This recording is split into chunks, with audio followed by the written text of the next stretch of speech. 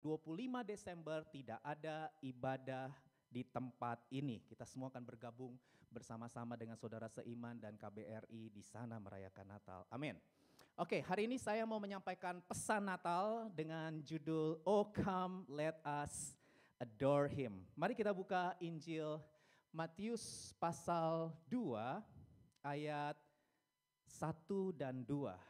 Kisah yang terkenal. Ya, hari ini firman Tuhannya sederhana saja. Kisah orang Majus. Injil Matius pasal 2 ayat 1 dan 2. Mari kita baca bersama-sama. 2, 3. Sesudah Yesus dilahirkan di Bethlehem di tanah Yudea pada zaman Raja Herodes, datanglah orang-orang Majus dari timur ke Yerusalem dan bertanya-tanya, di manakah dia, raja orang Yahudi yang baru dilahirkan itu? Kami telah melihat bintangnya di timur dan kami datang untuk menyembah dia. Oh come let us adore him. Sembah dan puji dia. Nah saudara, sederhana saja dari 2 ayat ini kita mau belajar ada 2 prinsip kebenaran firman Tuhan yang bisa kita pelajari dan teladani dari kisah orang Majus. Ya, ada 2 prinsip kebenaran yang bisa kita pelajari dan teladani dari kisah orang Majus ini. Siap? Yang pertama kita mau belajar prinsip adanya kerinduan. Katakan adanya kerinduan. 2, 3.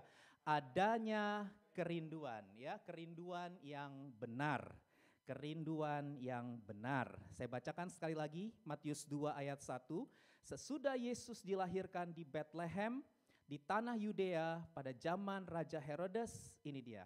Datanglah orang-orang Majus dari timur ke Yerusalem. Nah, saudara perlu tahu bahwa penulis Injil Matius ini adalah orang Yahudi, namanya Matius, murid Yesus. Dan Injil Matius ini ditulis untuk orang-orang Yahudi. Namun yang menarik di pasal 2 ini, Matius menampilkan kisah orang Majus yang bukan orang Yahudi. Sekali lagi, Injil Matius ini sebenarnya Injil yang ditulis untuk orang-orang Yahudi. Tetapi di pasal 2 ini Matius menampilkan kisah orang Majus yang bukan orang Yahudi. Mereka tinggalnya jauh sekali dari tanah Yahudi atau Israel. Dan pada waktu itu orang-orang bukan Yahudi ya itu disebut kafir oleh orang-orang Yahudi. Jadi orang-orang Yahudi itu menyebut orang-orang yang bukan Yahudi itu bukan umat Allah atau istilahnya kafir. Mereka adalah orang-orang yang tidak berhak menerima berkat Tuhan. Tapi sebagai seorang Yahudi, Matius memasukkan kisah orang Majus ini untuk menunjukkan kepada pembacanya, orang-orang Yahudi, bahwa orang-orang yang dianggap kafir, yang non-Yahudi itu justru adalah orang-orang yang punya kerinduan yang mendalam untuk berjumpa secara pribadi dengan Sang Raja, Sang Mesias, yaitu Tuhan Yesus Kristus. Mereka rindu mengalami personal encounter. Katakan personal encounter, 2, 3, personal encounter. Perjumpaan secara pribadi dengan Tuhan Yesus Kristus. Dikatakan datanglah orang-orang Majus dari timur ke Yerusalem. Nah saudara, siapakah orang Majus ini? Saudara, mereka adalah orang-orang yang mempelajari ilmu perbintangan atau astronomi. Jadi mereka pandai membaca tanda-tanda di langit. Jadi mereka ini orang-orang pinter, saudara, kaum intelektual. Ya, mereka orang-orang bijaksana, dikenal istilah wise man. Mereka orang pinter, intelektual, dan juga bijaksana. Dan mereka itu orang kaya, saudara. Mereka itu raja. Mereka itu raja, bangsawan, orang kaya. Ya, mereka orang kaya di negeri Persia. Ya, Persia itu kalau sekarang itu Iran, saudara ya. Jadi mereka itu raja-raja, bangsawan, orang-orang kaya dari negeri Persia. Nah seharusnya orang-orang Majus adalah orang-orang yang paling punya interest yang paling kecil terhadap kelahiran Yesus di kota Bethlehem. Kenapa? Karena mereka bukan orang Yahudi. Buat apa orang bukan Yahudi mencari, mau berjumpa dan menyembah rajanya orang Yahudi? Halo, betul? Sedangkan kalau kita lihat orang-orang Yahudi, penduduk Yerusalem, dan semua ahli Taurat pada waktu itu cuek. Gak ada satupun yang peduli dengan kelahiran Yesus di Bethlehem. Orang-orang Yahudi, ya mereka acuh tak acuh gitu. Mereka gak mau mencari dan menemukan Tuhan Yesus yang waktu itu lahir di Bethlehem. Tetapi orang-orang Majus yang tinggalnya sangat jauh dari Yerusalem, justru mereka lah yang mau datang dan mau menyembah Tuhan Yesus. Ini sesuatu yang ironi ya. Orang-orang Yahudi sendiri cuek. Tapi yang bukan Yahudi justru punya kerinduan yang lebih besar, kerinduan yang mendalam untuk berjumpa dengan raja orang Yahudi yaitu Yesus. Mereka adalah orang-orang yang meresponi secara serius tanda dari Tuhan. Dan pada saat itu tanda atau petunjuk yang Tuhan pakai untuk orang-orang Majus bisa bertemu dengan Tuhan Yesus adalah bintang.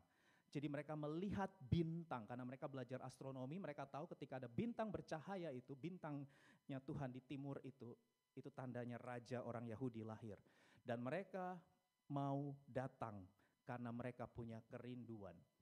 Nah saudara, ini prinsip yang sederhana tapi ini perlu kita sama-sama evaluasi dalam hidup kita. Adakah kerinduan? Ya, kita sebagai umat Tuhan, orang-orang yang sudah percaya, masihkah ada kerinduan, rindu untuk ketemu Tuhan, rindu untuk mengalami Tuhan secara pribadi. Sebentar lagi kita akan mengakhiri tahun 2022 dan kita akan masuk tahun yang baru, tahun 2023. Dan saya mengajak kita semua mengevaluasi hati kita. Amin. Apakah masih ada rindu di hatimu dengan Tuhan? Apakah ada kerinduan yang mendalam untuk bertemu dengan Tuhan? Hari ini kita belajar dari kisah orang yang bukan Yahudi, bukan umat Allah, orang kafir. Tapi mereka justru punya kerinduan yang besar, kerinduan yang mendalam untuk bertemu dengan Tuhan Yesus Kristus. Waktu itu tandanya yang Tuhan pakai untuk mengalami personal encounter adalah bintang. Tapi pada masa kini saya percaya Tuhan bisa gunakan banyak tanda, ya, bukan bintang lagi tentunya. Tapi ada banyak hal yang Tuhan bisa lakukan untuk membawa orang mengalami perjumpaan dengan Tuhan yang pasti adalah melalui apa? Pemberitaan Injil.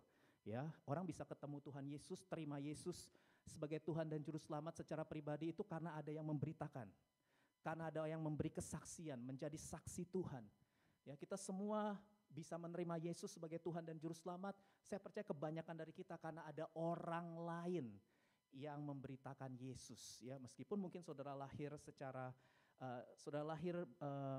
beragama Kristen, tapi kita tahu bahwa agama Kristen tidak menyelamatkan kita ya, tapi yang menyelamatkan kita adalah perjumpaan secara pribadi dengan Tuhan Yesus. Ada sebuah momen di mana kita menyadari bahwa diri kita adalah orang berdosa. Dan kita membuka hati kita untuk menerima Yesus sebagai Tuhan dan Juru Selamat secara pribadi. Itu karena ada orang-orang yang memberitakan Injil kepada kita. Dan saya mengajak marilah kita semua di momen Natal ini saudara ya, di hari-hari menjelang kita merayakan Natal, kita ingat 1-2 nama orang-orang yang belum percaya Yesus ya. Bisa jadi mereka adalah orang-orang Majus, belum percaya, tapi sebenarnya mereka punya kerinduan di hati mereka. Who knows? Kita nggak pernah tahu. Jangan pernah nganggap, nggak mungkin orang ini, enggak. Jangan bilang nggak mungkin. Kita nggak pernah tahu hati orang. Mungkin kesannya mereka biasa-biasa aja gitu, tapi ternyata bisa aja mereka itu orang-orang Majus, orang-orang yang ternyata punya kerinduan. Oleh karena itu mari kita datang sama Tuhan berdoa, Tuhan saya mau bawa 1 jiwa, winning one more person for Jesus. Di momen Natal ini hadiah yang terindah yang bisa kita persembahkan buat Tuhan adalah jiwa-jiwa yang diselamatkan, amin. Mari katakan winning one more person for Jesus. 2, 3, winning one more person for Jesus. Minggu depan ajak saudara 1 orang teman saudara yang saudara kenal, teman kuliah saudara ya, atau dorm saudara, yang saudara tahu teman main saudara. Coba ajak saudara ya, ajak mereka, doakan dulu kemudian ajak, minggu depan yuk kita ibadah Natal. Kita berdoa supaya mereka orang-orang Majus saudara ya. Sehingga ketika mereka datang di ibadah minggu depan, mereka berjumpa dengan Yesus dan mereka diselamatkan, amin. Mari kita bawa 1 orang untuk Tuhan Yesus boleh memberikan anugerah keselamatan di tahun 2022 ini. Haleluya.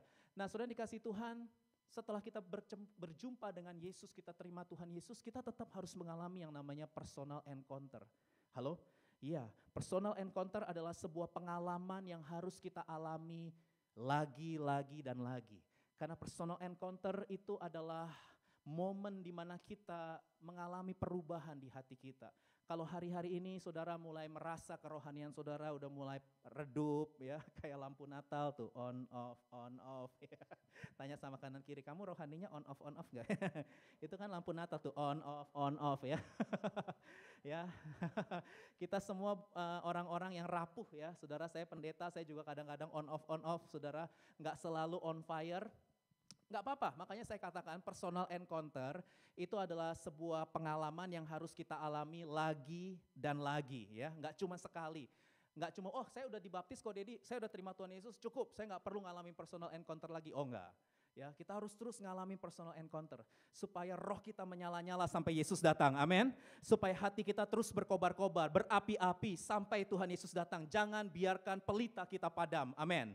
Mari kita terus menyala-nyala. Nah, gimana caranya? Supaya kita bisa mengalami personal encounter. Saya sudah dibaptis, saya sudah terima Tuhan Yesus kok Dedi. Gimana caranya supaya saya bisa mengalami personal encounter, supaya hati saya menyala-nyala lagi sama Tuhan, berapi-api lagi, berkobar-kobar lagi.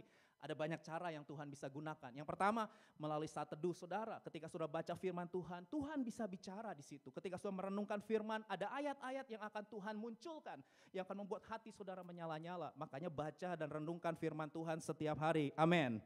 Melalui apa lagi kok Dedi? Melalui doa, pujian, penyembahan. Ketika sudah naikkan doa, pujian, penyembahan, di situ saudara juga bisa mengalami personal encounter dengan Tuhan. Melalui apa lagi? Melalui ibadah minggu, sudah dengar khotbah. Melalui khotbah Tuhan juga bisa bicara. Saudara juga bisa masuk ke YouTube. Ada banyak sekali khotbah-khotbah bagus sama hamba Tuhan yang diurapi di YouTube. Saudara dengarkan khotbah-khotbah. Karena dari situ bisa jadi Tuhan sedang menyatakan dirinya kepada saudara sehingga saudara mengalami Tuhan ketika mendengar khotbah atau mendengar pujian penyembahan, atau ketika saudara berkumpul.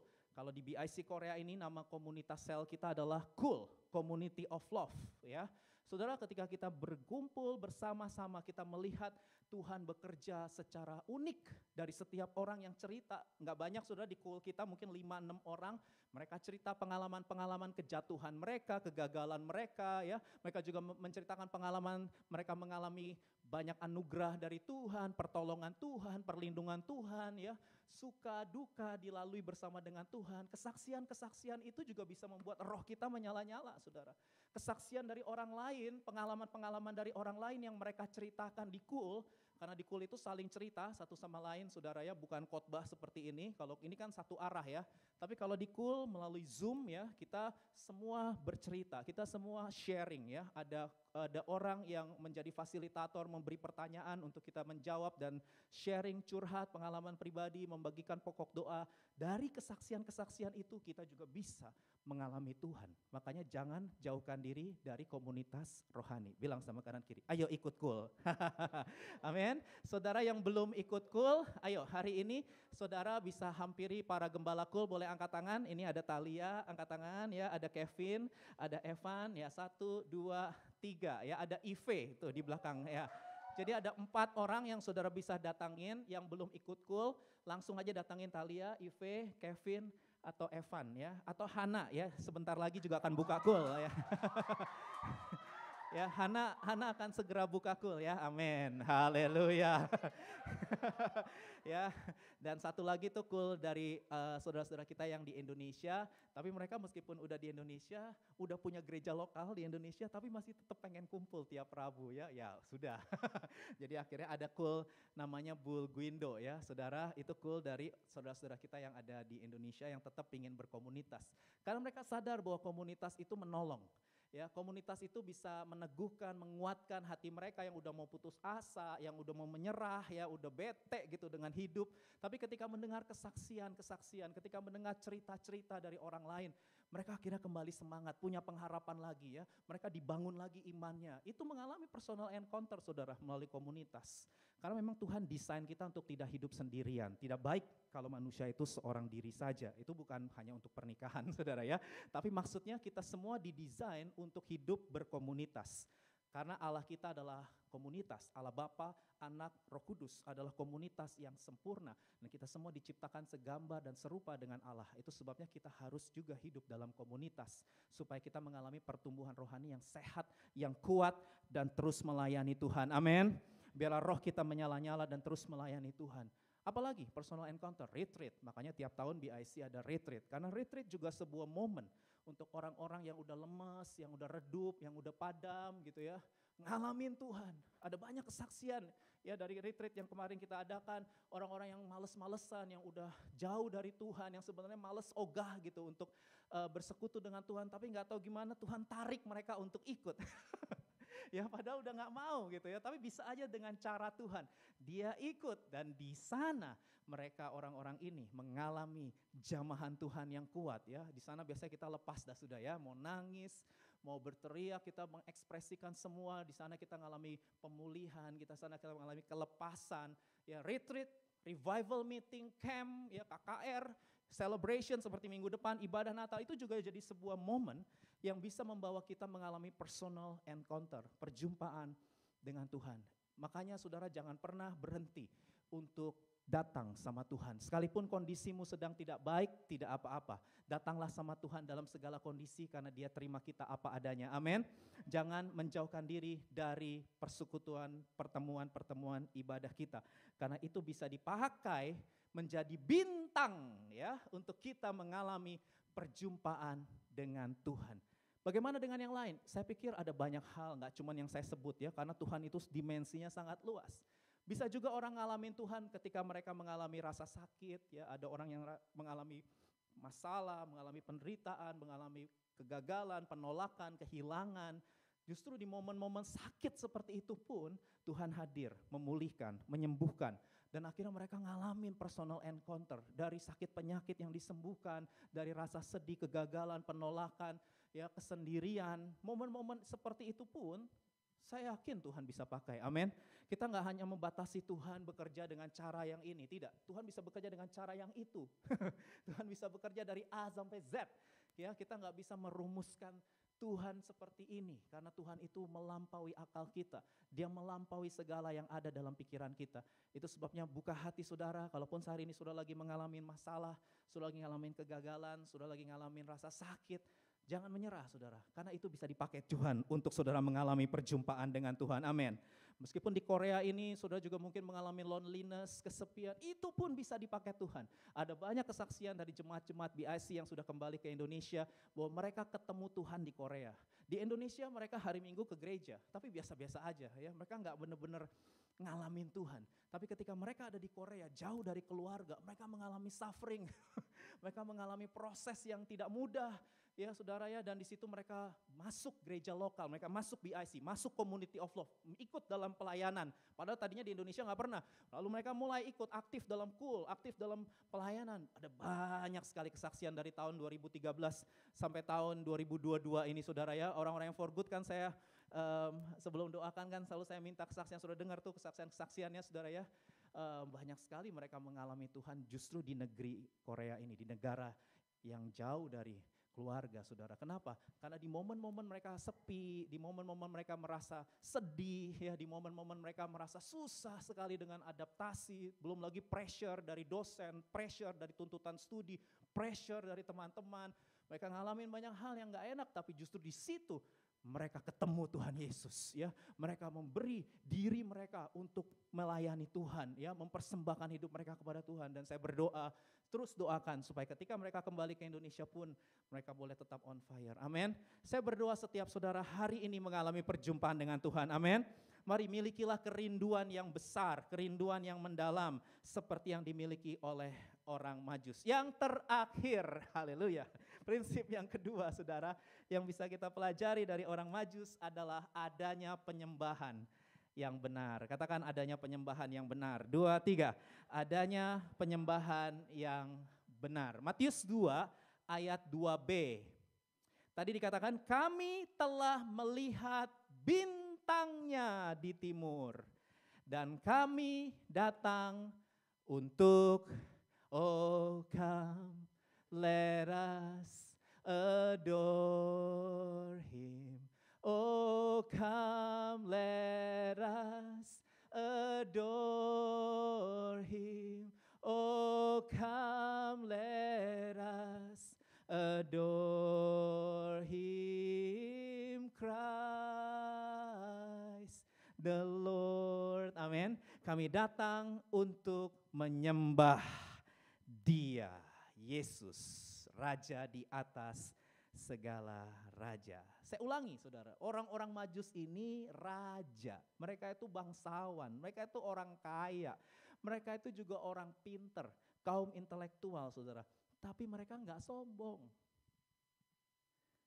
Banyak hartanya, raja, bangsawan, pinter, kaum intelektual di negeri Persia. Tapi mereka nggak sombong. Mereka mau cari rajanya orang Yahudi. Mereka bukan orang Yahudi. Ngapain? Tapi mereka tahu raja orang Yahudi ini, raja di atas segala raja. Mereka tahu bukan hanya seorang bayi yang mereka jumpai, tapi mereka sedang berjumpa dengan pencipta yang berinkarnasi menjadi manusia, yang datang menjadi juru selamat dan penebus bukan hanya untuk orang Yahudi, tapi untuk semua bangsa-bangsa. Mereka tahu bukan hanya seorang bayi yang mereka cari, tapi sang pencipta, penebus dan juru selamat, raja di atas segala raja.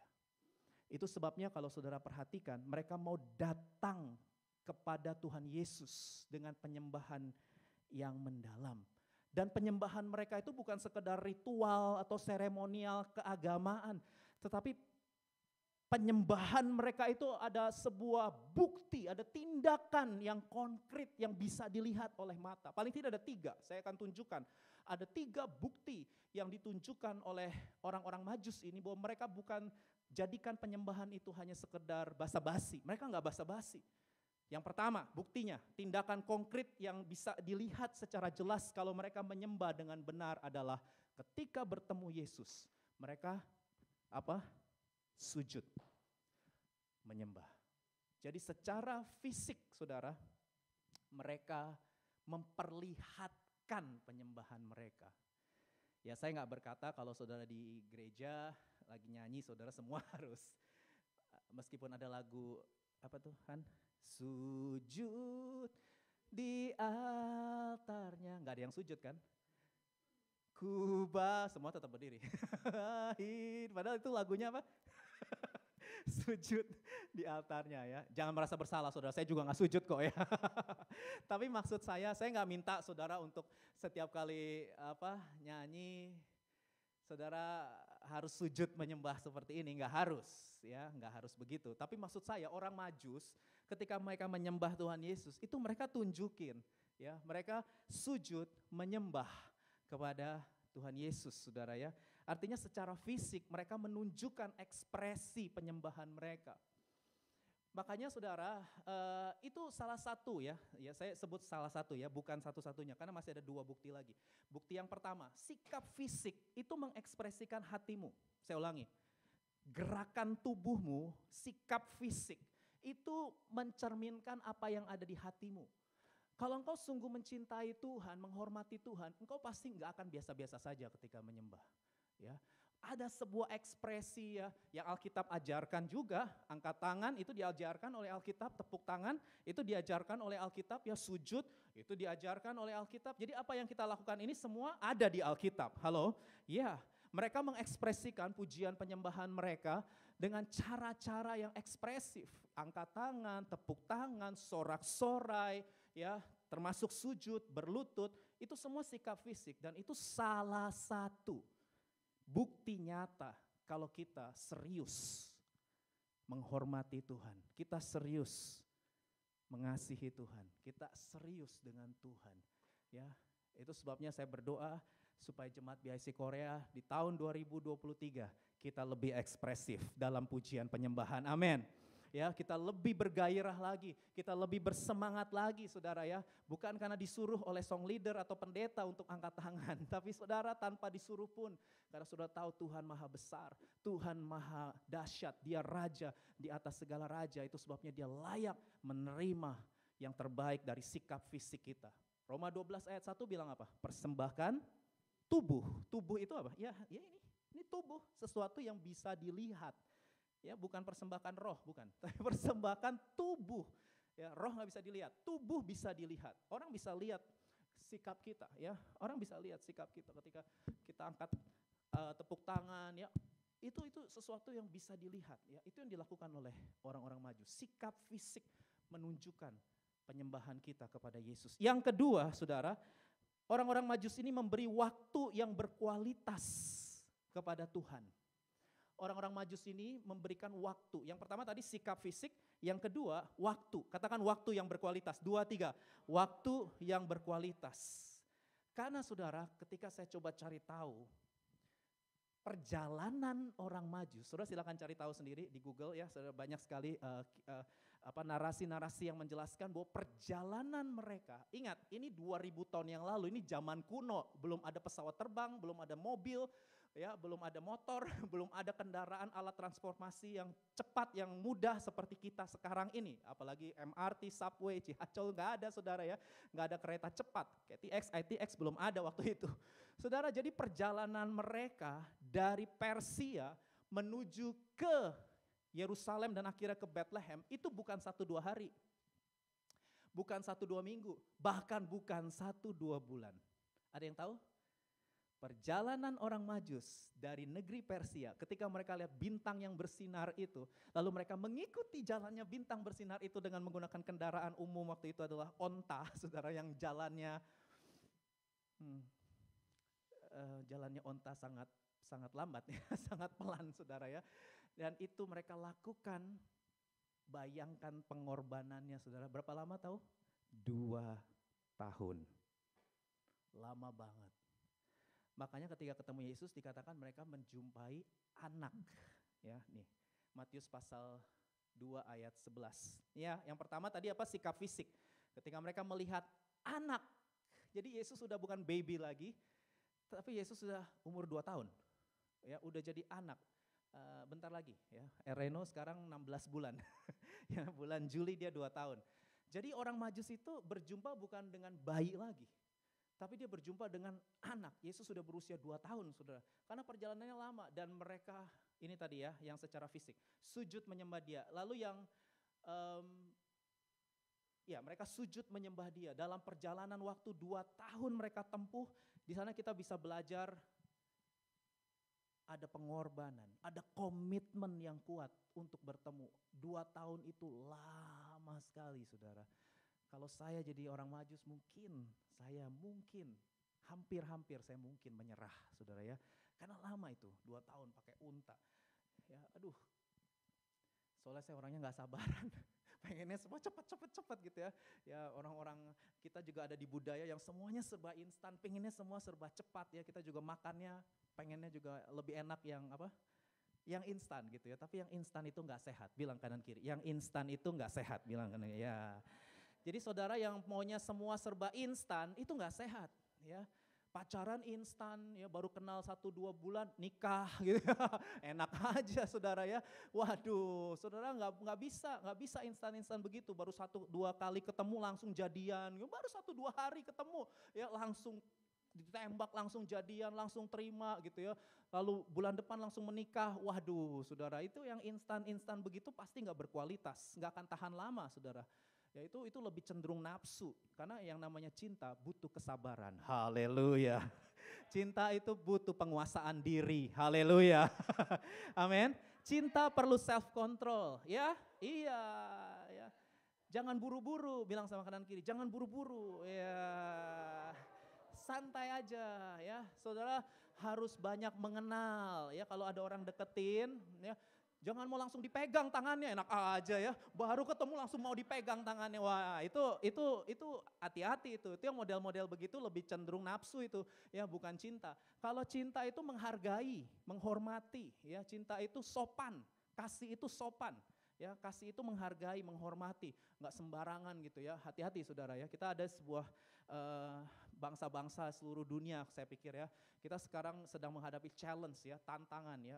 Begitu banyak orang-orang yang sekarang udah nggak lagi komitmen dengan kekudusan, dengan moralitas, dengan menjaga kehidupan murni di hadapan Tuhan, tidak ada seks sebelum pernikahan. Hari-hari ini kita sedang berhadapan dengan budaya yang semakin liar menurut saya ya, semakin rendah sekali kesetiaan dan komitmennya. Ya, kita sekarang sedang menghadapi orang-orang yang sangat rendah sekali komitmen dan kesetiaannya. Tapi kita semua anak-anak Tuhan, kita harus tetap mempertahankan kesetiaan, kekudusan, kesabaran, penguasaan diri. Amin. Karena God is love dan kasih itu sabar, kasih itu murah hati, kasih itu lemah lembut, kasih itu bisa menguasai diri. Saudara dikasih Tuhan, kenapa saya jadi ngomongin itu ya? Oh ya, saya lagi ngomongin 2 tahun itu lama, tapi justru itu menunjukkan kualitas mereka. Mereka memberikan waktu mereka yang berkualitas. Saya salut dengan saudara-saudara yang jauh tinggalnya dari tempat ibadah ini ya, saudara di Ansan, di Dankuk, saudara jauh ya, apalagi Eden. Eden tuh di mana Eden? Aku lupa, Asan ya, Asan. Jadi ada Ansan, ada Asan, itu 2 jam saudara dari Seoul, dari ini Sinchon saudara. Tapi Valdo Ansan saudara dari tahun 2014 sampai sekarang ada di BIC Korea saudara ya, nggak pindah-pindah. Wow ya, jadi mereka menempuh jarak yang jauh saudara ya untuk bisa beribadah bersama-sama. Bahkan Valdo melayani sebagai koordinator sound, melayani dengan komitmen yang kuat. Orang Majus ini. Ya, ini orang Majus saudara ya, ada pengorbanan jelas. Kalau saudara rumahnya di sebelah sini ke sini biasa aja itu ya. Kalau rumahnya dekat ya cuman 2-3 menit, 5 menit, 10 menit ke BIC itu aja telat datangnya ya, misalnya bisa telatnya jauh gitu ya saudara. Aduh, masa kalah sama yang jauh-jauh saudara ya. Mereka komitmen, mengambil pengorbanan, komitmen saudara luar biasa, orang-orang Majus yang sudah ngalamin Tuhan ya. Yang sudah mengalami betapa besar kasih Tuhan. Saya bersyukur saya dikelilingi oleh orang-orang yang komitmen saudara ya, yang rohnya tetap menyala-nyala sekalipun kita punya masalah, kita punya tantangan, tapi kita mau memberikan waktu kita yang terbaik untuk kemuliaan nama Tuhan. Yang ketiga saudara, bukti dari penyembahan mereka itu ada di ayat ini. Mereka pun membuka tempat harta bendanya, yuk baca bersama 2-3, dan mempersembahkan persembahan kepadanya, yaitu emas, kemenyan, dan mur. Ini bukti yang ketiga. Yang pertama sikap fisik, mereka sujud menyembah. Yang kedua mereka memberikan waktu yang berkualitas, perjalanan 2 tahun. Ada pengorbanan, ada perjuangan, ada komitmen yang kuat, tapi mereka lakukan itu karena hati mereka berkobar-kobar. Dan yang ketiga, bukti kalau mereka menyembah Tuhan adalah mereka tidak datang dengan tangan hampa. Tapi mereka datang dengan membawa persembahan. Dan di sini jelas disebut persembahannya itu adalah harta. Ya, harta benda. Jelas persembahan yang dibawa itu adalah harta benda, yaitu emas, kemenyan, dan mur. Saudara, Tuhan Yesus pernah berkata di Matius 6 ayat 21. Yuk kita baca 2-3. Karena di mana hartamu berada, di situ juga hatimu berada. Jadi kita bisa tahu hatinya orang Majus. Yes. Kita bisa tahu hatinya orang Majus. Karena mereka bawa harta yang mereka persembahkan kepada Tuhan Yesus. Dan emas, kemenyan, mur itu yang terbaik pada waktu itu. Itu yang paling berharga pada waktu itu. Ya, emas, banyak penafsir bilang itu lambang bahwa Yesus itu raja. Kemenyan lambang Yesus itu imam. Ya, mur itu lambang bahwa Yesus akan menebus dosa manusia melalui kematian. Tapi itu tafsiran. Tapi yang jelas itu harta. Dan Tuhan Yesus bilang di mana hartamu berada, bahasa Inggrisnya lebih bagus, wherever your treasure is, there the desire of your heart. Nah, saya suka kata desire of your heart. Jadi kalau kita pengen tahu, this is my desire, ngeceknya dari harta. Ya, dari harta saudara. Saudara, di mana hartamu berada, maukah saudara mempersembahkan harta benda, uang? Ya, jadi kalau kita bicara soal uang, itu bicara sikap hati. Kerohanian seseorang itu bisa dilihat salah satunya dari cara pandang dia terhadap uang. Karena di mana hartamu berada, di situ hatimu berada. Banyak sekali keputusan-keputusan yang kita ambil berkaitan dengan uang. Banyak sekali prioritas-prioritas yang kita pilih dalam hidup ini berkaitan dengan uang. Jujur, betul nggak? Makanya benar nggak yang Yesus bilang, di mana hartamu berada, di situ hatimu berada. Jadi kalau kepingin tahu hatinya seseorang, lihat dari cara dia mengelola uang. Kalau mau tahu hatinya orang, lihat cara dia mengeluarkan uang. Untuk apa uang yang dia keluarkan, itu bisa ketahuan hatinya. siapa diri dia yang sesungguhnya itu kelihatan dari prioritas yang dia buat dalam pengelolaan keuangan. Begitu dapat uang, tak, prioritasnya apa? Ya, ada yang langsung cari sell ya, langsung cari online, ya, langsung belanja. Tapi ada juga begitu dapat tak langsung perpuluhan tiap bulan. Ada yang seperti itu, dia. Ada yang langsung perpuluhan setiap bulan, ya. Ada yang langsung bantu orang tua, ya, sekian persen. Ada lagi yang tabungan. Dan setelah semua itu baru pengeluaran, ya. Oh, tapi saya belum bekerja kok, Dedi. Ya, tapi kita tetap bisa melakukan itu. Saya mengembalikan perpuluhan sejak SMP. Saya belum bekerja, belum ada penghasilan. Tapi kan saya dapat uang jajan dari orang tua saya, ya. Dan sejak SMP, SMA, saya sudah lakukan itu. Meskipun saya belum dapat penghasilan, tapi saya sudah lakukan. Karena saya belajar untuk tidak cinta sama uang, dan itu memang tidak mudah. Karena di mana hartamu berada, di situ hatimu berada. Sebagai anak SMP saya juga kepingin beli sepatu, pengen beli ini, beli itu, tapi saya harus kuasai diri. Bukan berarti saya nggak bisa beli sepatu, bisa beli sepatu, tapi saya bisa kuasai diri, ya. Yang mana yang harus saya beli, momennya, ya. Karena ada banyak orang yang nggak bisa kuasai diri, ya. Ini mau itu, padahal nggak kepake, sama sekali nggak pernah dipakai. Bahkan ada yang begitu, ya. Banyak barang-barangnya tapi nggak pernah dipakai karena cuma lapar mata, ya, lapar mata, betul nggak sih istilahnya, ya? Jadi cuma lapar mata aja. Saudara, cara kita mengelola keuangan itu bisa memperlihatkan hati kita, ya. You are what you love. Di mana cinta kita itu bisa kelihatan dari cara kita mengelola keuangan dan bagaimana kita menentukan skala prioritas dalam keuangan kita. Nah, saudara, tentu selain uang ada lagi hal-hal yang berharga, ya. Kalau kita mau tarik penafsirannya lebih jauh, sebenarnya penafsirannya sudah sangat jelas, itu tentang uang, tentang harta benda. Tapi bisa juga kita kalau mau tarik penafsiran lebih jauh, hal-hal yang berharga nggak cuma uang. Saudara, ada orang yang juga mungkin punya hal yang berharga seperti kenyamanan. Mau nggak saudara menyerahkan kenyamanan saudara untuk Tuhan? Bangun lebih pagi, berdoa, nggak nyaman, ya? Ya. Gitu, bangun tidur berdoa, mungkin secara daging bangun tidur langsung berdoa, mencari Tuhan, baca Alkitab, itu nggak nyaman, ya, secara daging. Tapi kalau saudara sembah Tuhan, saudara tahu Tuhan itu layak dan pantas menerima yang terbaik buat hidup kita. Ya, saudara Kevin sudah khotbah dengan sangat baik minggu lalu, a living sacrifice. Wah, sacrifice itu pengorbanan loh. Pengorbanan itu berarti sesuatu yang tidak nyaman, betul nggak, Vin? Sacrifice, living sacrifice. Itu sebuah pengorbanan. Mungkin secara daging kita nggak nyaman, ya.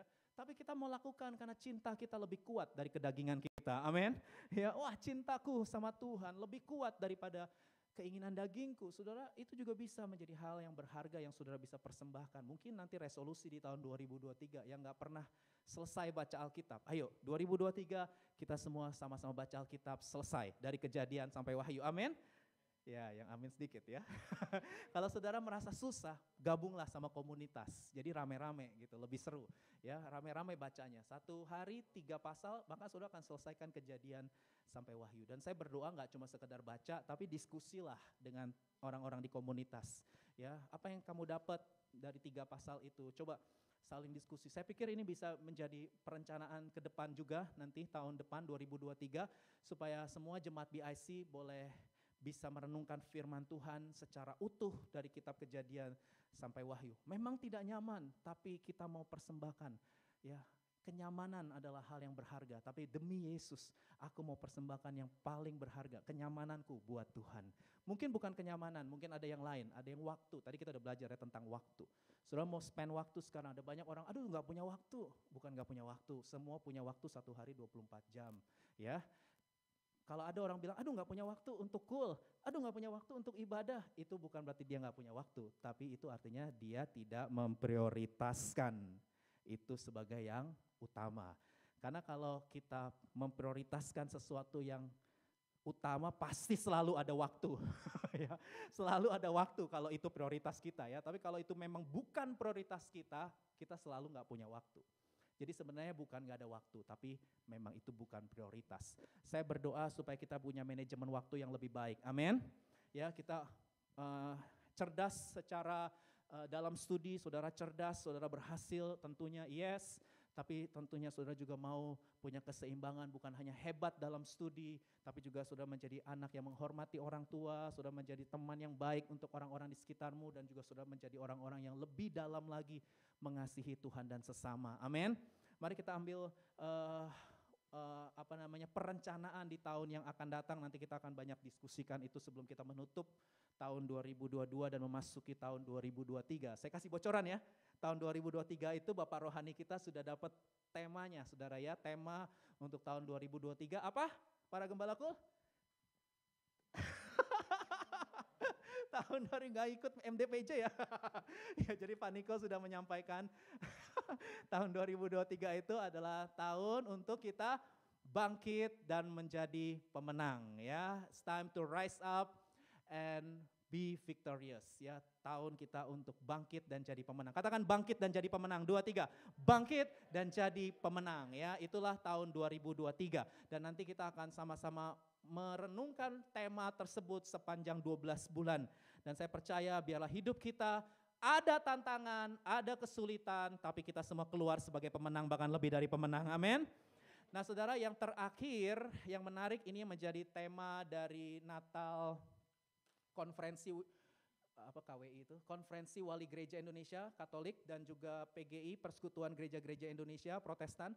Jadi tema Natal KWI dan PGI tahun 2022 ini adalah ini, Matius pasal 2 ayat 12. Tema Natal tahun ini adalah pulanglah mereka ke negerinya melalui jalan lain. Ya, itu tema nasional di Indonesia ya, saudara ya. Tema nasional di Indonesia, PGI dan KWI sepakat temanya adalah pulanglah mereka ke negerinya melalui jalan lain. Saya bacakan lengkapnya ya, Matius 2 ayat 12.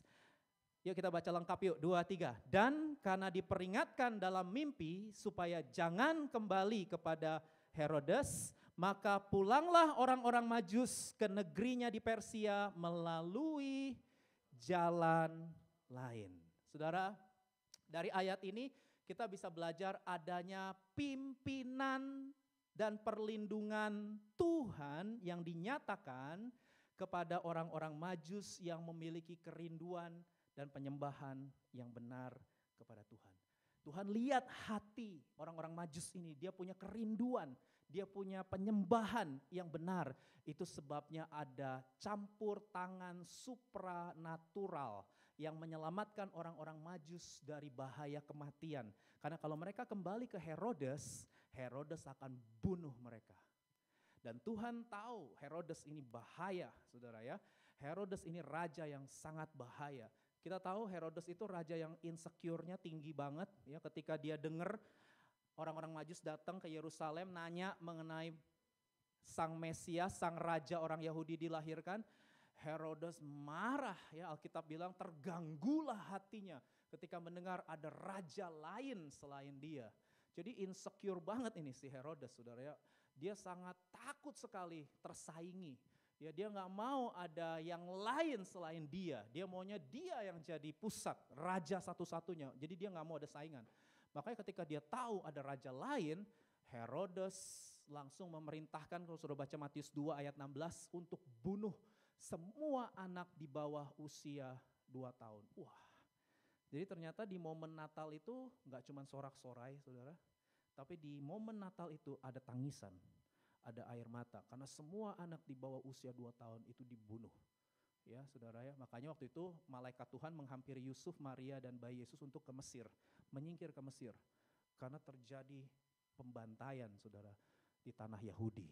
Aduh, jadi nggak cuma sorak-sorai tapi juga ada momen gelap ya. Jadi Natal itu momen yang gelap juga, ada ratap tangis air mata di mana bayi-bayi dibunuh, dibantai karena seorang yang bernama Herodes. Padahal dia kekuasaannya sangat tinggi, tapi dia tetap merasa insecure, merasa nggak aman, saudara ya. Ini ngeri. Makanya saya berdoa tidak ada roh Herodes di sini.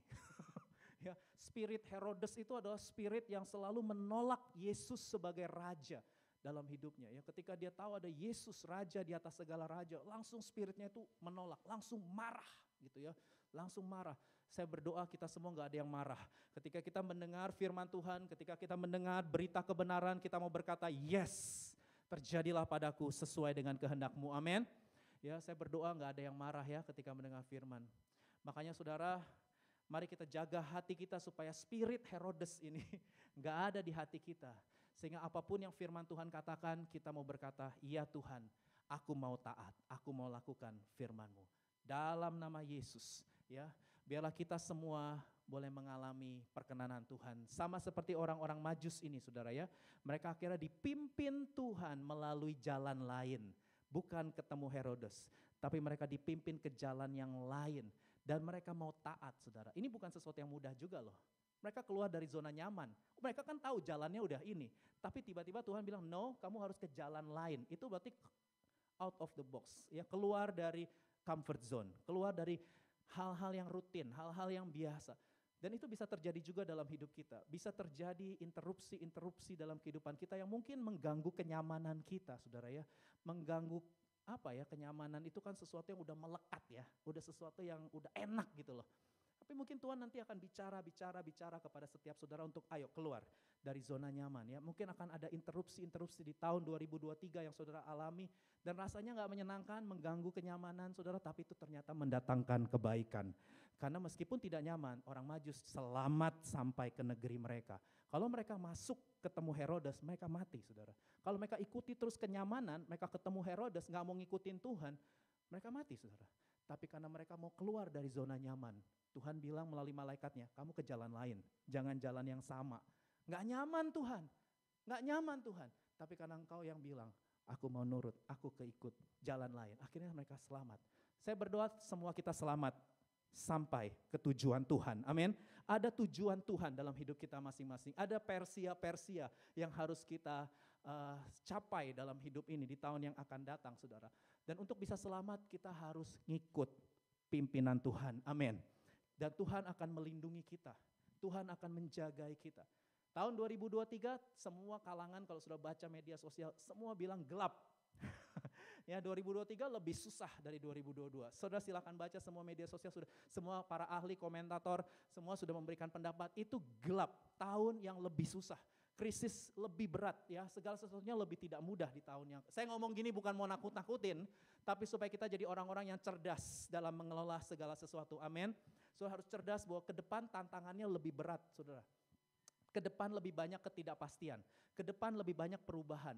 Ke depan akan banyak hal-hal yang bikin kita deg-degan. Ya, akan ada interupsi-interupsi yang terjadi dalam hidup kita. Kemarin saya sharing di doa pelayan, interupsi itu adalah sesuatu yang tidak menyenangkan ya. Interupsi itu dari kata Latin intero dan rupere, artinya to break into, memecah atau memutus.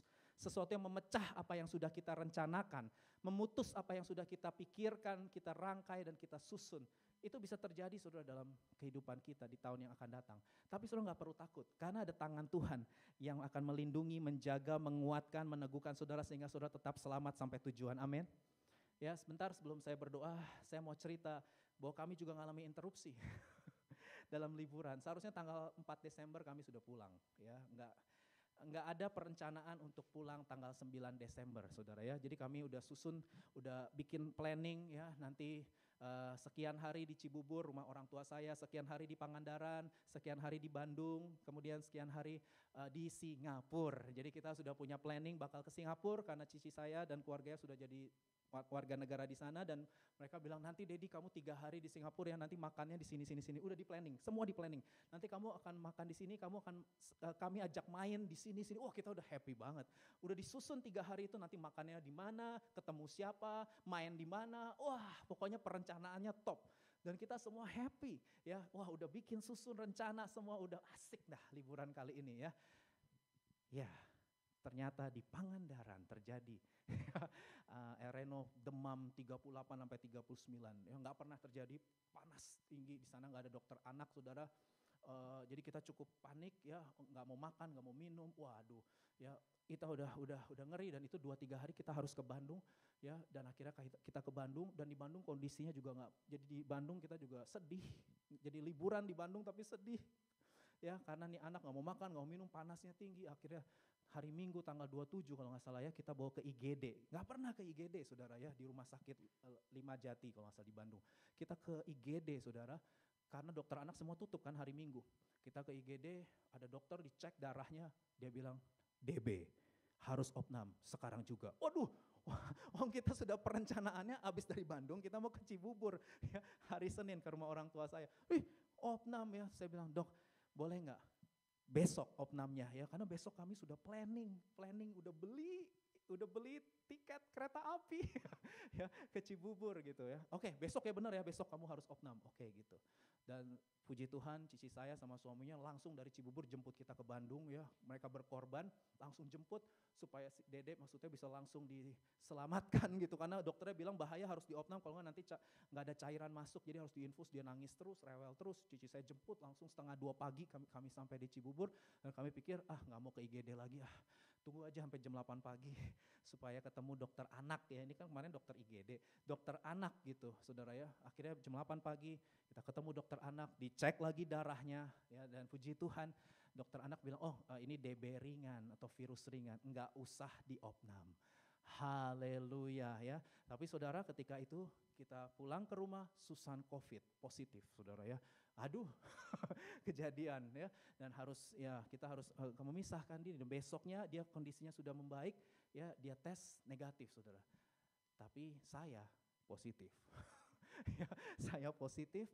Kemudian saya juga harus memisahkan diri, dan saya lihat kondisi Dede meskipun dokternya bilang 2-3 hari juga udah seger lagi, ternyata enggak, masih tetap susah makan, susah minum. Loh, ringan tapi kok masih lemes, masih susah makan minum. Kita penasaran juga nih, kita pergi lagi kedua kalinya ke rumah sakit, ketemu dokter anak yang sama, dicek ya, tes antigen. Iya, Dede juga positif saudara ya. Jadi Reno positif, saya positif ya, dan Susan puji Tuhan sudah negatif. Dan itu tanggal 28, 30-nya kita mau ke Singapura. Itu kejadiannya tanggal 28. Ya, udah beli tiket Singapura segala macam. Kan saudara tahu kalau COVID harus berapa hari? Gak bisa 2 hari.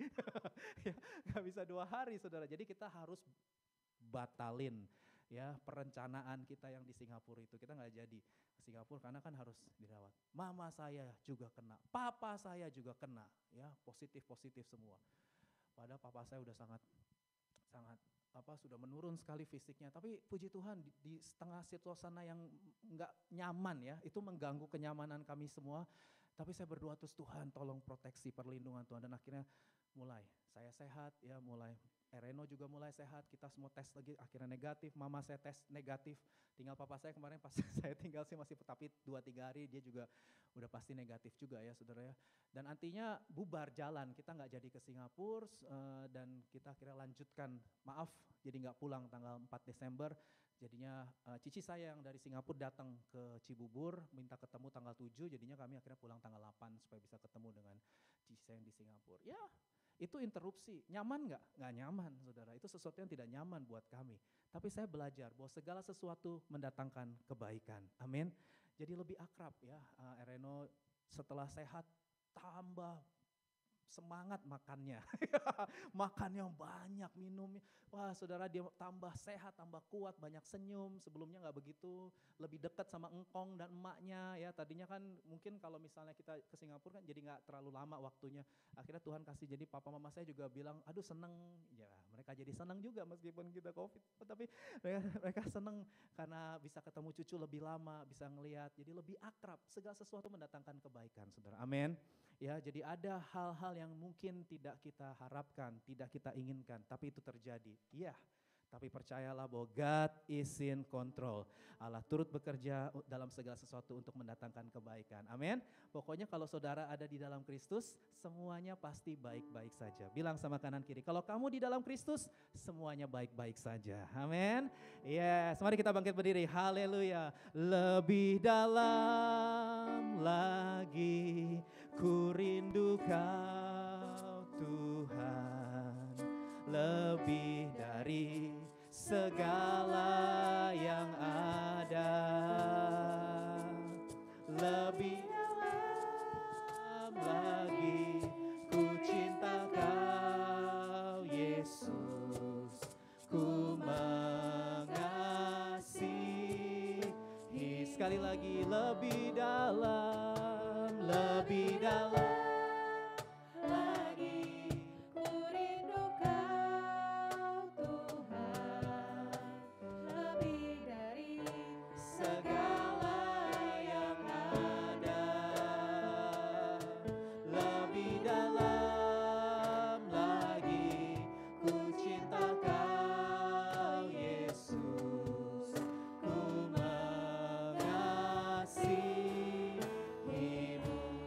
Saudara, banyak dari saudara yang hari ini mau, Tuhan, aku mau punya kerinduan yang benar, aku mau punya penyembahan yang benar, dan aku percaya ada mujizat, ada perkenanan, ada pimpinan, proteksi, perlindungan yang menguatkan aku melalui jalan lain. Aku akan selamat sampai tujuan Tuhan. Kalau saudara mau punya kerinduan dan penyembahan, mari taruh tangan kanan saudara di dada. Saya mau berdoa. Bapa, Engkau melihat setiap orang yang menaruh tangan kanan mereka di dada. Kami mau lebih rindu lagi dengan Tuhan, lebih lapar dan haus lagi untuk intim dengan Tuhan. Kami mau punya penyembahan yang semakin berkualitas Tuhan. Biarlah penyembahan kami bukan basa-basi Tuhan, tapi penyembahan kami dari hati kami yang paling dalam. Lebih dalam lagi kami mau mencintai-Mu, lebih dalam lagi kami mau mengenal-Mu Tuhan. Lebih dalam lagi kami mau berjumpa dengan Tuhan. Perbaharui Tuhan hati setiap kami ya Tuhan. Biarlah hati kami kembali menyala-nyala, berkobar-kobar dan berapi-api lagi Tuhan, mengakhiri tahun 2022 dan memasuki tahun 2023. Kami tahu ada tangan Tuhan, ada campur tangan Tuhan, ada perkenanan Tuhan yang membuat kami bisa menikmati sepanjang tahun yang baru. Ada kebaikan dan kemurahan Tuhan yang boleh kami alami dan nikmati Tuhan. Terima kasih kalau hari ini kami sudah merenungkan firman-Mu teladan dari orang-orang Majus ini Tuhan. Biarlah kebenaran ini boleh terus kami hidupi dalam kehidupan kami. Deeper in love with you, lebih dalam lagi kami dengan Engkau Tuhan. Deeper in love, deeper in love with you, deeper in love with you. I love you Lord, I love you more than anything in life. Katakan deeper in love with you, deeper in love with you. Oh how I love you, how I love you. Sekali lagi, deeper in love with you, deeper in love with you.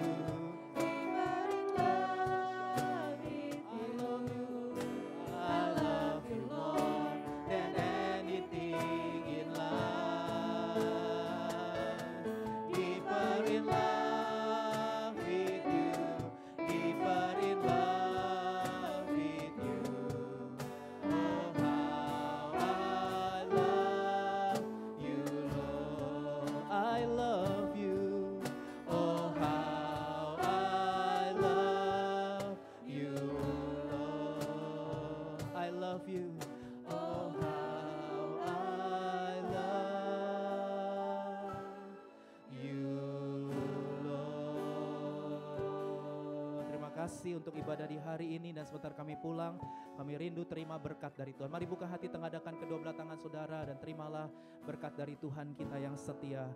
Tuhan memberkati dan melindungi engkau. Tuhan menyinari engkau dengan wajahnya dan memberi engkau kasih karunia. Tuhan menghadapkan wajahnya kepadamu dan memberi engkau damai sejahtera. Pulanglah, kasihilah Tuhan Allahmu dengan segenap hati, jiwa, kekuatan dan akal budimu, dan kasihilah sesamamu manusia seperti dirimu sendiri. Mulai dari sekarang sampai Maranatha, datanglah ya Tuhan Yesus Kristus. Kami semua mengasihimu. Dalam nama Yesus, semua yang sukacita menyembah dan memuji Tuhan, mari sama-sama katakan amin. Tepuk tangan yang meriah buat Tuhan. Haleluya.